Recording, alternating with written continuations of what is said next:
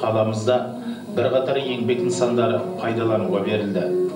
Жалпы соңғы кездері елбасының ұсынысымен орта және шағын кәсіпкерлікті дамытуға жете көңіл бөлінуде. Осыған байланысты біздің қаламызда да жақсы істің нышандары байқалуда. Соның нәтижесінде сауда нүктелері ашылуда. Бұл біріншіден түбекте өмір сүріп жатқан халқымыздың күнделікті қажеттігін қанағаттандырса, екіншіден аз да болса жұмыссыздар қатарының азаюына игі ықпал етеді. Міне, осындай жағдайларға байланысты мереке қарсаңында қаламыздан 3 сауда орны ашылды. Олар 3-ші А шағын ауданында жайласқан Батыр Төребаев меңгерушілік еткен Салтанат азық-түлік дүкені, екіншісі Шаңырақ шағын ауданындағы Маржан Өтепова басқарған Маталар үйі, үшіншісі Өркен шағын ауданындағы Бағзалбек Шотарбаев жетекшілік еткен Шебер үй жиһаздарын сататын дүкені. Міне осылардың бәріне де қала әкімі өз командасымен барып, дәстүрлі ленталарын кесіп, ақ тілек айтып, құттықтап, азын-аулақ естелік сыйлықтарын тарту етті.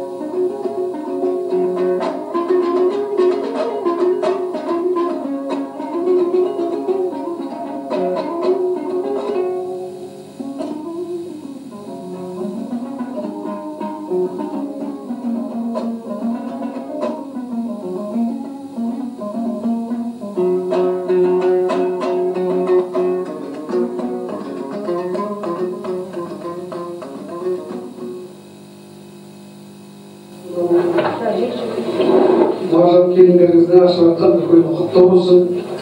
Жаңа Маржан айтып кетті ғой, Құдайға шүкір, соңғы кезде жеке кәсіпкерлікте ол жерде қатты дамып келе жатыр. Өткенде халықпен кездесуге барған кезде біз айтып жатырмыз, теледидарда көрген шығарсыздар.